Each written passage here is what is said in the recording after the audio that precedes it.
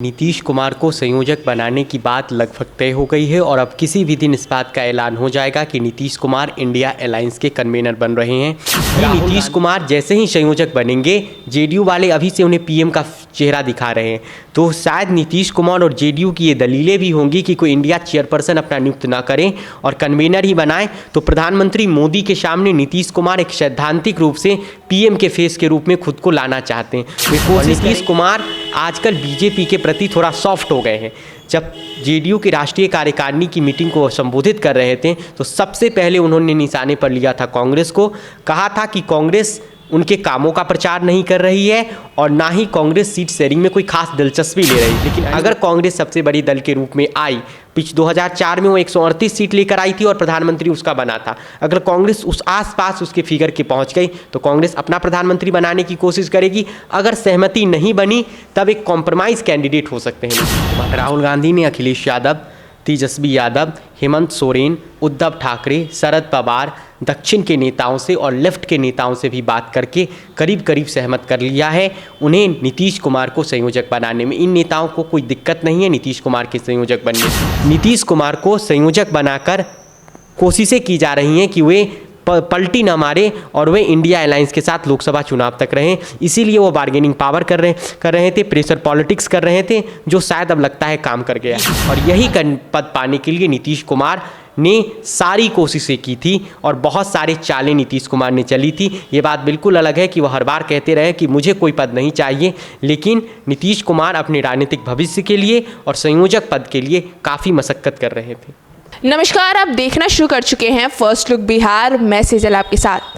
नीतीश कुमार के राष्ट्रीय अध्यक्ष बनने के बाद अब इंडिया गठबंधन में उन्हें संयोजक बनाने की बातें चल रही है। इनके साथ साथ जेडीयू के लोग उन्हें पीएम का चेहरा बनाने की भी मांग रख रहे हैं। इन सभी बातों पर चर्चा करने के लिए हमारे साथ जुड़े हैं अमित ऋतुराज। तो पहले तो अमित, आपका बहुत बहुत स्वागत है फर्स्ट लुक की ओर से। बहुत बहुत धन्यवाद आपका।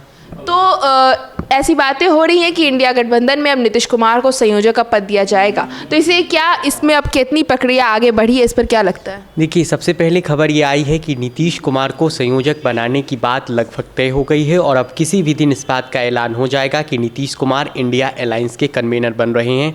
राहुल गांधी ने इसकी पहल की थी 19 दिसंबर को, जब नीतीश कुमार नाराज़ हो गए थे इंडिया अलायंस की मीटिंग से, और इसके बाद राहुल गांधी ने उन्हें फ़ोन किया था और कहा था कि उन्हें एक अहम जिम्मेदारी मिलेगी इंडिया अलायंस में, जिसके बाद राहुल गांधी से लेकर मल्लिकार्जुन खड़गे तक उनसे फ़ोन पर बात किया है और उन्हें संयोजक बनाने का आश्वासन दिया है।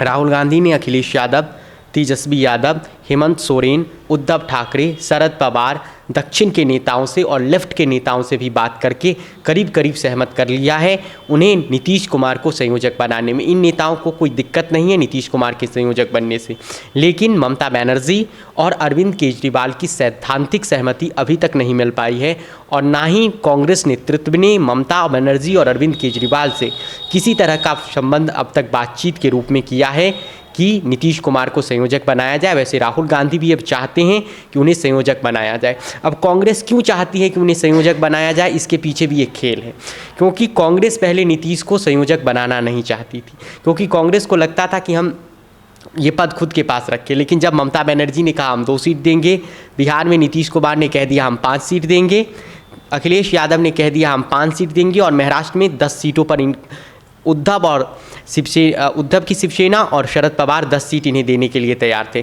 यानी जब इन्हें लगा कि हम केवल 22 सीट इन 4 प्रदेशों में हमें मिलेगा, जहां 200 से ज़्यादा लोकसभा की सीट है, इसलिए कांग्रेस को लगा, कांग्रेस ने अपना प्लान बदला और उन्हें लगा कि नीतीश कुमार को हम संयोजक बना दें ताकि कोई क्षेत्रीय नेता रह जाए, ताकि वह क्षेत्रीय पार्टी से डील कर ले। और यही वजह है कि इसकी के कारण नीतीश कुमार कांग्रेस को बिहार में थोड़ी ज़्यादा सीटें दे दे, इस पर भी राहुल गांधी से उनकी बात हुई है। तो अब ये करीब करीब तय हो चुका है कि नीतीश कुमार इंडिया अलायंस के संयोजक बन रहे हैं। किसी भी वक्त इसका ऐलान हो सकता है। अच्छा, इंडिया गठबंधन के संयोजक बनते हैं नीतीश कुमार, तो उनकी ताकत कितनी बढ़ेगी? देखिए, इसके 3-4 कारण हैं। 3-4 तरीके से नीतीश कुमार की ताकत बढ़ेगी। पहला, वह सीधे दिल्ली की राजनीति में आ जाएंगे। दिल्ली की राजनीति में वह बिहार की राजनीति से एक ट्रांसफरेशन हो जाएगा कि वह दिल्ली की राजनीति में पहुंच गए हैं, यानी दिल्ली की राजनीति में वह चले जाएंगे।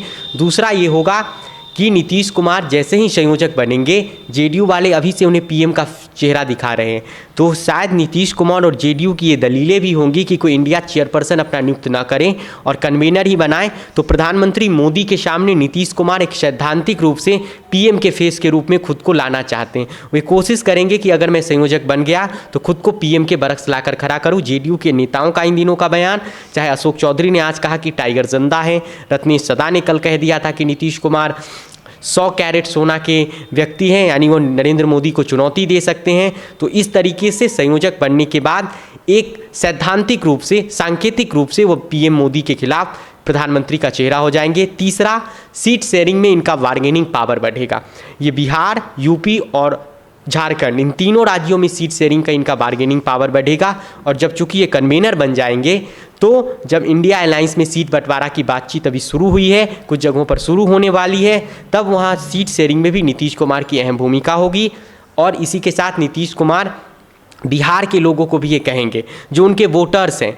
नीतीश कुमार संयोजक इसलिए भी बनना चाहते हैं कि वो अपने वोटर को क्या कहेंगे, कि जो वोटर उन्हें वोट दे कि आप हमें वोट दीजिए, हम प्रधानमंत्री के तौर पर, जेडीयू ये मैसेजिंग करेगी, जो जेडीयू ये प्रचार करेगी कि नीतीश कुमार प्रधानमंत्री के तौर पर एक कैंडिडेट हो सकते हैं। मान लीजिए कि किसी ऐसी स्थिति बन जाए कि इंडिया अलायंस को पीएम बनाना हो, कांग्रेस बड़ी पार्टी होगी, अगर कांग्रेस में किसी नाम पर सहमति नहीं बनी तो शायद नीतीश कुमार उस स्थिति में कॉम्प्रोमाइज़ कैंडिडेट हो सकते हैं। तो इसलिए नीतीश कुमार की ये 4 ताकतें संयोजक बनने के बाद बढ़ेगी, और यही पद पाने के लिए नीतीश कुमार ने सारी कोशिशें की थी और बहुत सारे चालें नीतीश कुमार ने चली थी। ये बात बिल्कुल अलग है कि वह हर बार कहते रहे कि मुझे कोई पद नहीं चाहिए, लेकिन नीतीश कुमार अपने राजनीतिक भविष्य के लिए और संयोजक पद के लिए काफ़ी मशक्कत कर रहे थे।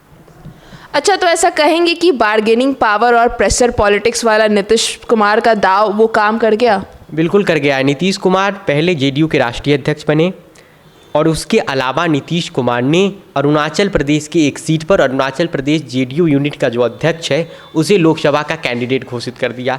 इसे प्रेशर पॉलिटिक्स ही कहते हैं। और नीतीश कुमार आजकल बीजेपी के प्रति थोड़ा सॉफ्ट हो गए हैं। जब जेडीयू की राष्ट्रीय कार्यकारिणी की मीटिंग को संबोधित कर रहे थे, तो सबसे पहले उन्होंने निशाने पर लिया था कांग्रेस को। कहा था कि कांग्रेस उनके कामों का प्रचार नहीं कर रही है और ना ही कांग्रेस सीट शेयरिंग में कोई खास दिलचस्पी ले रही। यानी नीतीश कुमार जमकर बरसे थे कांग्रेस पर। बीजेपी के खिलाफ कोई कठोर बयान नीतीश कुमार ने नहीं दिया था, और उस मीटिंग के बाद भी नीतीश कुमार बीजेपी पर कोई कठोर बयान नहीं दे रहे। पिछले कुछ वक्त से नीतीश कुमार बीजेपी को लेकर सॉफ्ट थे, और इसको लेकर इंडिया गठबंधन के जो पार्टनर्स थे, कांग्रेस समेत कई राजनीतिक दलों में एक बेचैनी सी बढ़ गई थी नीतीश कुमार को लेकर। तो इंडिया गठबंधन के कुछ नेताओं का मानना है, कुछ पॉलिटिकल पार्टीज़ का मानना है कि इन्हें अगर संयोजक वाला पद हम दे दें तो शायद ये पलटी दोबारा न मारे, और इनका क्या कहता है कि वजूद भी बढ़ा रहे, इनका ताकत भी इस गठबंधन में बढ़ा रहे, इन्हें इस बात का एहसास होता रहे कि इनकी इस गठबंधन में ताकत है। लेकिन ममता बनर्जी और अरविंद केजरीवाल ये चाहते हैं कि इस बात की गारंटी कौन लेगा कि नीतीश कुमार, इस बात की क्रेडिबिलिटी क्या है कि नीतीश कुमार फिर से पलटी न मारेंगे, क्योंकि नीतीश कुमार बीजेपी पर सॉफ्ट है, बीजेपी भी उन पर पिछले कुछ वक्त से खासा आक्रामक नहीं है, और नीतीश कुमार को संयोजक बनाकर कोशिशें की जा रही हैं कि वे पलटी ना मारे और वे इंडिया अलायंस के साथ लोकसभा चुनाव तक रहें। इसीलिए वो बार्गेनिंग पावर कर रहे थे, प्रेशर पॉलिटिक्स कर रहे थे, जो शायद अब लगता है काम कर गया है। अच्छा, जेडीयू में जो पीएम फेस बनाने की मांग हो रही है नीतीश कुमार को, इसे कैसे देखते हैं? देखिए, पीएम फेस बनाने की जो मांग है वो जेडीयू चाहती होगी, लेकिन भारत का जो वोटर जब वोट गिराने प्रधानमंत्री के लिए जाएगा, उसे अच्छी तरीके से पता होता है प्रधानमंत्री सिर्फ 2 पार्टी का बनेगा, या तो बीजेपी या कांग्रेस का।